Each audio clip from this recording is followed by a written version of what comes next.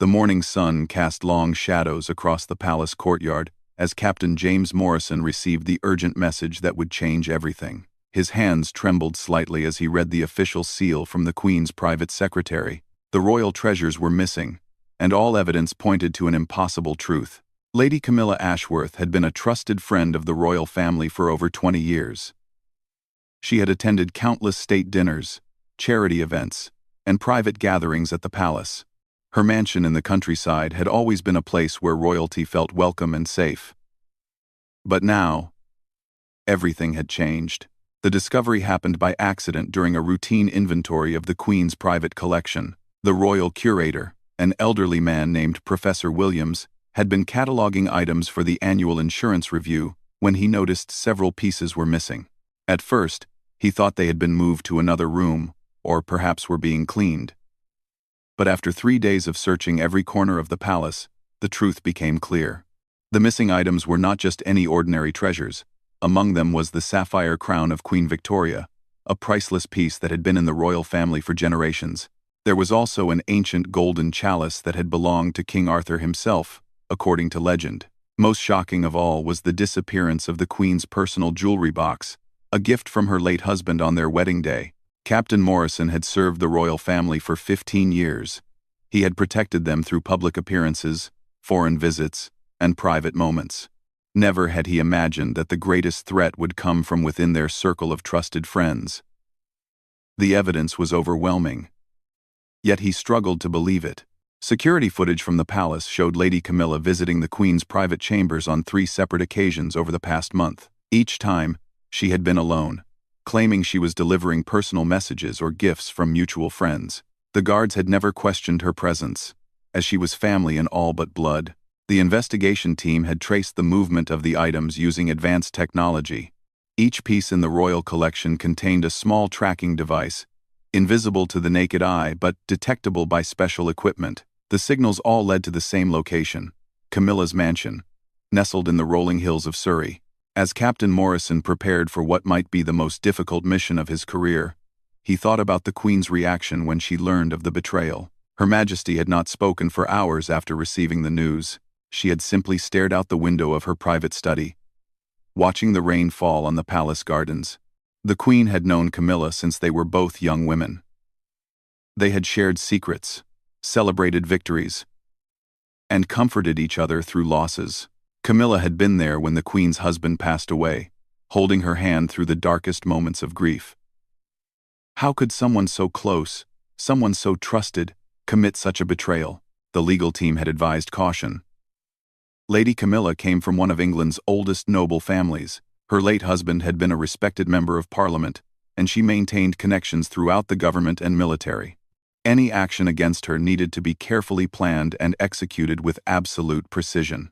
Captain Morrison assembled his most trusted team. Sergeant David Clark had been his second-in-command for 8 years. Lieutenant Sarah Thompson was the best investigator in the Royal Guard, with an eye for detail that had solved countless security issues. The team also included 2 specialists in art recovery and a legal advisor to ensure everything was done properly. The plan was simple, but required perfect timing. They would arrive at Camilla's mansion during her weekly bridge club meeting, when the house would be full of witnesses but she would be distracted. A search warrant had been obtained through secret court proceedings, signed by a judge who understood the sensitivity of the situation.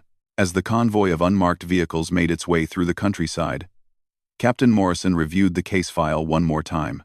Phone records showed that Camilla had made several calls to unknown numbers in Switzerland and Monaco, countries known for their private banking and art dealing. Financial records revealed large deposits into offshore accounts, amounts that far exceeded her known income. The mansion came into view as they rounded a bend in the country road. It was a magnificent estate, built in the 18th century and maintained in perfect condition. The gardens were immaculate, with ancient oak trees providing shade for the circular driveway. It was hard to imagine that something so beautiful could hide such ugly secrets. Captain Morrison felt the weight of responsibility on his shoulders. This was not just about recovering stolen property. This was about preserving the dignity of the crown and ensuring that justice was served. The Queen's trust had been violated in the worst possible way, and it was his job to make things right. The cars pulled through the iron gates, and Captain Morrison saw several expensive vehicles parked near the main entrance. The bridge club was indeed in session. Just as intelligence had reported, through the large windows, he could see well-dressed ladies sitting around card tables, laughing and enjoying their afternoon gathering.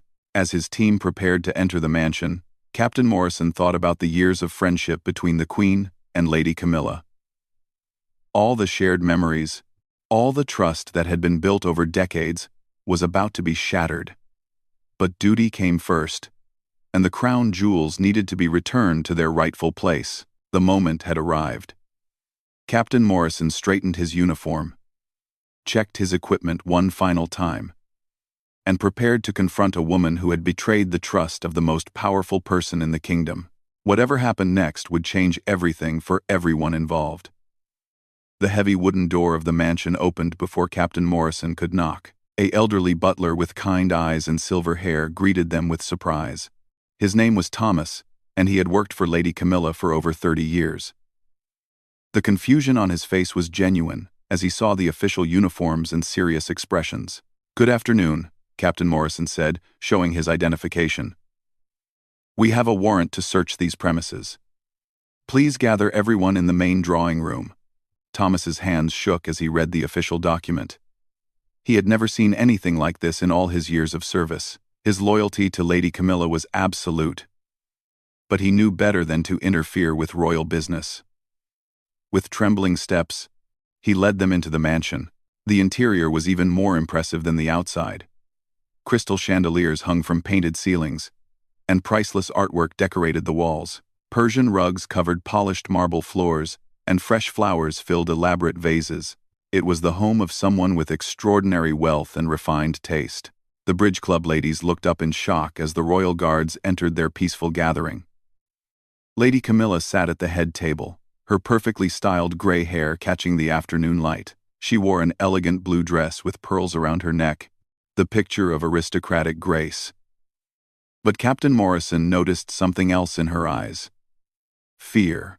"Ladies," Captain Morrison announced formally, "I am Captain James Morrison of Her Majesty's Royal Guard. We have a warrant to search this property. Please remain seated while we conduct our investigation." The room erupted in whispers and gasps. Lady Margaret Thornfield, Camilla's oldest friend, dropped her cards on the table. Mrs. Elizabeth Hartwell, the local magistrate's wife, reached for her phone to call her husband, but Captain Morrison's firm voice stopped all movement. "No phone calls will be permitted until our search is complete," he declared. Lieutenant Thompson positioned herself near the windows, while Sergeant Clark stood by the main entrance. The art recovery specialists immediately began examining the paintings on the walls. Lady Camilla finally spoke, her voice steady despite the obvious shock. "Captain Morrison, surely there has been some mistake. I am a personal friend of Her Majesty. We had tea together just last month. What could you possibly be looking for in my home?" "I think you know exactly what we're looking for, Lady Camilla," Captain Morrison replied. He had known this woman for years through palace functions, had even shared pleasant conversations with her about gardening and her late husband's military service. But duty demanded that personal feelings be set aside. The search began systematically. The team had studied the mansion's blueprints and knew exactly where to look. Old houses like this often had hidden rooms, secret passages, and concealed safes. The tracking signals had been strongest in the East Wing, near what the blueprints showed as a private study. While the specialists worked, Captain Morrison observed Lady Camilla carefully. She maintained her composure, but small signs betrayed her nervousness. Her fingers drummed silently on the card table, and she kept glancing toward the staircase that led to the upper floors. These were behaviors he had been trained to recognize in his years of security work. The bridge club ladies sat in stunned silence. Some had known Camilla for decades. Others had only recently been invited into her exclusive social circle. None could imagine their gracious hostess being involved in anything criminal. The accusation seemed impossible, yet the presence of the royal guard made it undeniably real. Thomas the butler brought tea without being asked, his hands still trembling as he served the official cups and saucers. He had raised Lady Camilla's children, had been present for every important moment in the family's life. The idea that his beloved employer could be a thief was breaking his heart. Lieutenant Thompson's voice crackled over the radio from upstairs. "Captain, we've found something in the master bedroom. You need to see this immediately." Captain Morrison excused himself and climbed the grand staircase 2 steps at a time. The master bedroom was enormous, with windows overlooking the estate gardens, but it was what Lieutenant Thompson had discovered behind a hidden panel that took his breath away. Inside a concealed safe, wrapped in velvet cloth, lay the missing pieces of the royal collection. The sapphire crown of Queen Victoria glittered in the afternoon light, its precious stones catching every ray of sun that entered the room. The ancient golden chalice sat beside it, its intricate engravings still perfect after centuries of existence. But it was the Queen's personal jewelry box that affected Captain Morrison the most. He had seen Her Majesty hold this box countless times, often when she was missing her late husband. Inside were not just valuable pieces, but items of deep emotional significance: wedding rings, anniversary gifts, and mementos from their decades of marriage together. "There's more," Lieutenant Thompson said quietly. She led him to a second hidden compartment, where they found detailed photographs of other royal treasures, along with correspondence from art dealers in Switzerland and Monaco. The evidence was overwhelming and perfectly preserved. As they carefully documented each piece, Captain Morrison felt a mixture of satisfaction and sadness. They had solved the case and would return the stolen treasures to their rightful owner. But they had also exposed a betrayal that would devastate the Queen and destroy relationships that had lasted for decades.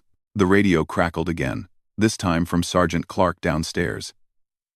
"Captain, Lady Camilla is asking to speak with you privately. She says she has something important to confess." Captain Morrison secured the evidence and returned to the drawing room. The atmosphere had changed dramatically during his absence. Lady Camilla no longer sat with regal composure. Instead, she appeared smaller, older, and deeply frightened. The mask of aristocratic confidence had finally slipped away. "Captain Morrison," she said in a voice barely above a whisper, "I would like to speak with you alone. Please. Away from my friends." The request was unusual, but Captain Morrison agreed. He followed Lady Camilla to her private study, a smaller room filled with books and family photographs. Pictures of her children and grandchildren smiled down from the shelves, along with images of happier times with the royal family. "I suppose you've found everything," she said, sinking into a leather chair that had obviously been her husband's favorite. "The crown, the chalice, the jewelry box. All of it." "Yes, Lady Camilla. We have. The question now is why? Why would you risk everything for money you clearly don't need? Why would you betray someone who trusted you completely?" For the first time since their arrival, tears appeared in Lady Camilla's eyes. The story she told over the next hour would shock Captain Morrison and change his understanding of everything that had happened. The truth was more complicated and heartbreaking than anyone could have imagined. Lady Camilla's hands trembled as she reached for a tissue from the ornate box on her desk. The tears flowed freely now, years of hidden pain finally breaking through the carefully maintained facade of aristocratic strength. Captain Morrison sat across from her, his training telling him to remain professional, while his human instincts urged compassion for this broken woman. "My grandson," she whispered, her voice catching with emotion. "My beautiful grandson, Tommy. He's only 8 years old. And he's dying." The words hung in the air like a physical weight. Captain Morrison had expected many explanations, but this was not one of them. He remained silent, allowing Lady Camilla to continue her story at her own pace. "The doctors say it's a rare form of leukemia. There's a treatment available in Switzerland, an experimental therapy that's showing remarkable results, but it costs £2 million, and our insurance won't cover experimental treatments abroad." Lady Camilla pulled out a photograph from her desk drawer.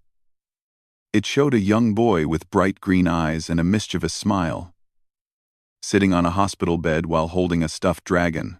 Despite the medical equipment visible in the background, his face radiated the innocent joy that only children possess. "My son Michael tried everything. He mortgaged his house, sold his business, borrowed against his pension. We liquidated every asset we could find, but it wasn't enough. The medical bills alone have bankrupted our family. Tommy needs this treatment now, or he'll die before his 9th birthday. Captain Morrison studied the photograph and felt his heart break a little. He thought about his own nephew, also 8 years old, running around the playground without a care in the world. The idea of watching a child suffer while having the power to save them was unimaginable. I never meant for it to go this far, Lady Camilla continued. It started with just one small piece. A brooch that I thought wouldn't be missed. I told myself I would sell it, pay for Tommy's treatment, and then somehow replace it before anyone noticed. She stood and walked to the window, looking out at the gardens where her grandchildren had played during happier visits. The afternoon sun was beginning to set, casting long shadows across the perfectly manicured lawns. But one piece wasn't enough. The medical costs kept rising, and the doctors needed payment up front before they would begin the experimental treatment. So I took another piece. Then another. Each time, I promised myself it would be the last. Each time, I told myself that the Queen would understand if she knew the truth. Captain Morrison found himself in an impossible position. His duty was clear: arrest the thief and recover the stolen property. But the human story behind the crime was devastating. He had spent his career protecting the innocent, and now he was faced with punishing someone whose only crime was trying to save an innocent child's life. "Why didn't you ask for help?" he asked gently. "The Queen has a charitable foundation. The royal family has helped countless families in medical crises. Surely they would have assisted you." Lady Camilla turned from the window, her face streaked with tears, but her expression filled with a mixture of pride and shame. How could I? How could I go to my dearest friend and admit that my family had failed? That despite our titles and our estate and our reputation, we couldn't save our own child? The weight of aristocratic expectations, Captain Morrison realized, had trapped this woman in an impossible situation. The very social standing that had given her access to the royal collection had also prevented her from asking for the help she desperately needed. "The art dealers in Switzerland promised to handle everything discreetly," she continued. "They said the pieces would be sold to private collectors who would never display them publicly. No one would ever know, and Tommy would get his treatment." It seemed like a victimless crime, but Captain Morrison knew there were no victimless crimes when it came to betraying trust. The Queen's heart would be broken not just by the theft, but by the fact that her friend had felt unable to confide in her during the darkest moment of her family's life. A soft knock on the study door interrupted their conversation. Thomas the butler entered quietly, his face grave with concern. Behind him stood a young man who Captain Morrison recognized as Lady Camilla's son Michael, Tommy's father. "Mother," Michael said, his voice tight with emotion, "I came as soon as I heard. The hospital called. Tommy's condition has worsened. We need to make a decision about the treatment immediately." The timing was cruel in its perfect tragedy. Just as justice was being served, the innocent victim whose life hung in the balance was running out of time. Captain Morrison watched the family's anguish and felt the weight of his responsibility more heavily than ever before. "Captain Morrison," Lady Camilla said, standing with the dignity that had defined her entire life, "I am ready to face the consequences of my actions. I will cooperate fully with your investigation and make no attempt to fight the charges. But I have one request to make." She walked to her desk and retrieved a letter with the royal seal, written in the Queen's own handwriting. "This arrived this morning, before you came. Her Majesty was inviting me to the Christmas charity gala next week. She was going to announce that I had been chosen to head the new Children's Medical Foundation." The irony was devastating. The Queen had been planning to put Lady Camilla in charge of exactly the kind of charity that could have helped Tommy. If only she had known about his condition. The timing of events had created a perfect storm of tragedy and missed opportunities. "I want you to give this letter back to Her Majesty personally," Lady Camilla continued. "Tell her that I am deeply sorry, not just for taking her treasures, but for not trusting in her friendship when my family needed it most. Tell her that my actions were born of desperation, not greed, though I know that doesn't excuse what I've done." Captain Morrison took the letter and carefully placed it in his jacket pocket. He would indeed deliver it personally. along with a full report that included every detail of Lady Camilla's story. The Queen would decide how justice should be served, but she would do so with complete knowledge of the circumstances.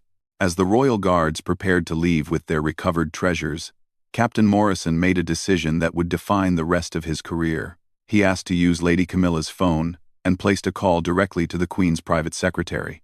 What he requested was unprecedented, but the circumstances demanded unprecedented action.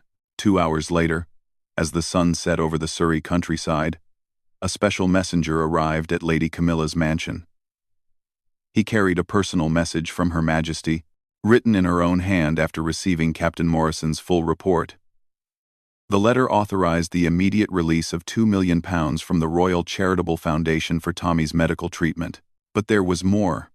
The Queen had also written a personal note to Lady Camilla, explaining that their friendship was stronger than any mistake, and that she was heartbroken to learn about Tommy's condition. She invited the entire family to the palace for Christmas dinner, where they could discuss Tommy's ongoing care and Lady Camilla's future role in helping other families facing similar crises. Justice was served that day, but it was tempered with mercy and understanding. Lady Camilla would face legal consequences for her actions, but they would be community service hours spent working with families of sick children, using her experience to prevent others from making the same desperate choices she had made. 6 months later, Tommy's treatment was successful, and he was in complete remission. Lady Camilla did indeed head the new Children's Medical Foundation, where her personal experience made her uniquely qualified to help other families navigate medical crises without resorting to desperate measures.